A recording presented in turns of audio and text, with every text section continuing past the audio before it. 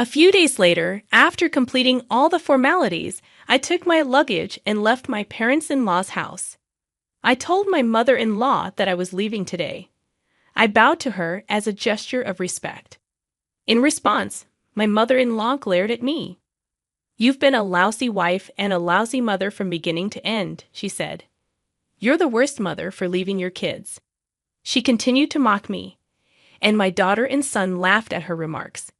My name is Maria, a 42-year-old housewife. I live with my husband Ken, my son Josh, and my daughter Amy. Our children have grown up well, and my husband works hard, so we live peacefully without any particular problems. However, things have changed recently.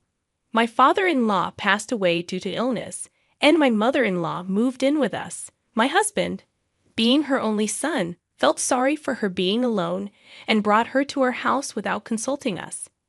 I had always thought that my husband was too much of a mommy's boy, but I didn't think he would decide for her to move in with us by himself. He told us that he had already sold his parents-in-law's house. "Are you asking me to abandon my mother who has nowhere to go?" he said to me with such an attitude, and I had to give in. After that, honestly, it was hell. My mother-in-law had not liked me for a long time, so she would pick on me at every opportunity. "Maria, what is this seasoning?" she'd ask. "Oh, I'm sorry. I'll be careful," I'd reply. "And I don't like greasy food." "Well, we have children who are growing up fast, and my husband likes fried food too. Then please make a separate meal for me. I hope you don't want me to eat unhealthy food so I die early." "No, it's not like that, but it would cost more money and be a bit of a hassle." "That's where your skills come in. Ken earns enough money, so why don't you manage the finances and the hassle? You are so spoiled." When I was young, I took care of the house chores by myself. No matter how hard it was, my mother-in-law would say, "What a pity that my grandchildren have to live in a house run by such a lazy mother. I feel sorry for them." I thought to myself, if you have so much to say, why don't you do it? But I held back, because if I tried to talk back even a little, my husband would get mad at me 100 times over. When I first moved in with my mother-in-law, she was so overbearing that I objected to her constant criticism by saying, "If you're so opinionated, why don't you do it yourself?" My mother-in-law then complained to my husband, and he got angry, saying, "How dare you talk to her like that when I'm the one supporting you?" I thought about getting a divorce, but as a housewife, I wouldn't be able to take care of the children. They are my treasures, and I don't want them taken away from me, so I decided to endure the abuse without objection. However, instead of just putting up with it, I started to prepare for a divorce little by little. I applied for jobs at various companies under the watchful eye of my mother-in-law, who was home all day long. Only one company offered me a part-time position. Thanks to my previous experience as a bank clerk, I was able to get a clerical job at a bank. It was my first corporate job in a long time, and it was a lot of fun. Of course, there was a lot of responsibility and stress that came with it.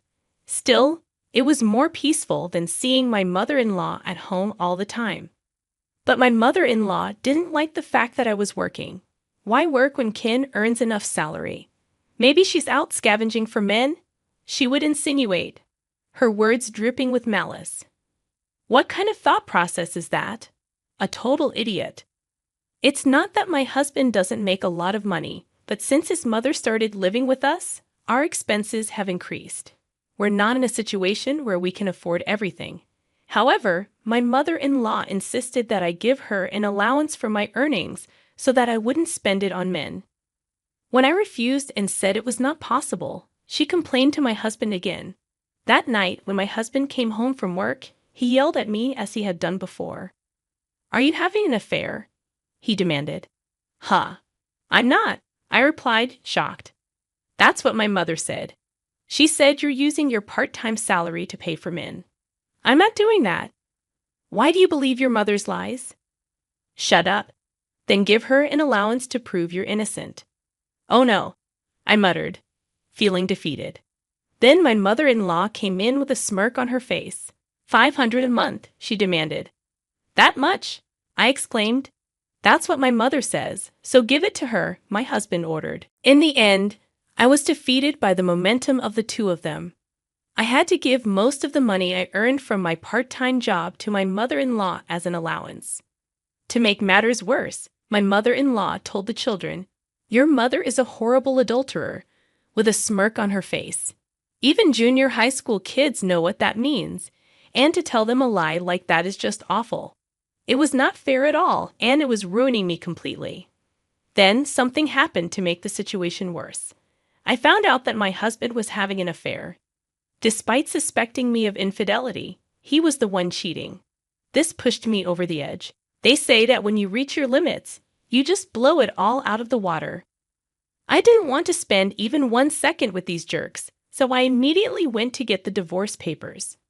"I don't want to stay in this house after you had an affair," I said as I confronted my husband with the divorce papers. He laughed at me and said, "Well, I don't want an old woman like you in my house." I'm sure he intended to be with his adulterous partner after the divorce. He agreed to pay alimony and share the property without any objection. When the children were asked what they wanted to do, they both said they were going to stay in the house. My mother-in-law grinned at me and said, "I knew you liked your father better than this woman." A few days later, after completing all the formalities, I took my luggage and left my parents-in-law's house. In the living room, I informed my mother-in-law that I would be leaving today and bowed to her as a gesture of respect. She grinned at me again and sarcastically remarked, "You've been a lousy wife and a lousy mother from the beginning to the end." Then she added, "You're such a terrible mother to leave your children. I don't know how much you can make fun of me." My daughter and son laughed at my mother-in-law's comments, and she seized the opportunity to mock me further.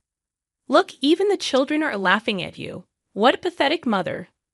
Well, it was actually the children themselves who said they would stay here, so I'm not leaving them, I retorted. "Oh, I see. So you're a sad woman who was abandoned by her children," she replied coldly. "Well, you can say what you want, but don't forget that you're responsible for everything at home from now on." "Don't worry about that. Unlike you, I'm good at everything," I shot back. "I see. Well then, I really must be going now," I declared, and with that, I left my parents-in-law's house. After leaving my parents-in-law's house, I returned to my parents' house and threw myself into my work. I requested to switch to full-time hours and took the test to become a full-time employee. Thankfully, I was successful in securing a full-time job. Now I could take the kids with me, and my mother-in-law must have been exhausted by then. Sure enough, about 3 months after I left the house, my mother-in-law contacted me. "Hey, Maria, help me out," she pleaded. "What's wrong?" I asked. "I have to take my grandson, Josh, to and from his soccer team games, and I even have to help out at a training camp during the summer vacation. On top of that, I'm asked to make his lunchbox early in the morning for the morning practice, and I have to wash his dirty uniforms every day. My granddaughter, Amy, also goes to cram school every day, so I have to drive her back and forth. And on top of all that, I have to do the housework all by myself. Ken says he's tired from work and doesn't do anything to help me." "Well, if you're just complaining, I'm hanging up now," I retorted. "Wait, I'm calling you because I want you to help me, Maria," she pleaded desperately.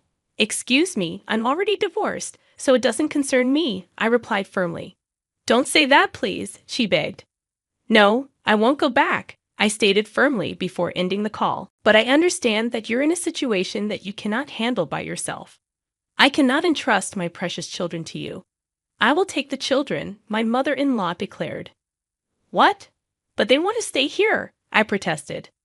"That's because they wanted you to understand how hard I was working," she explained. "What?" I exclaimed, taken aback. Yes, in fact, when I decided to get divorced, the first thing I did was to talk to the children. They said they would follow me right away.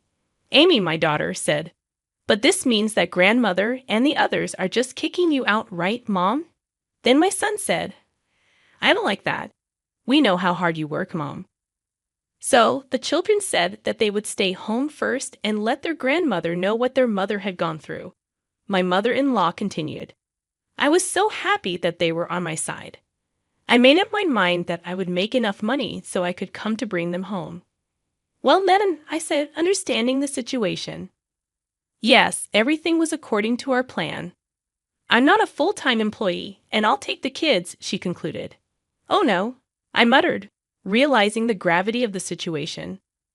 I then hired a lawyer and demanded that custody be transferred.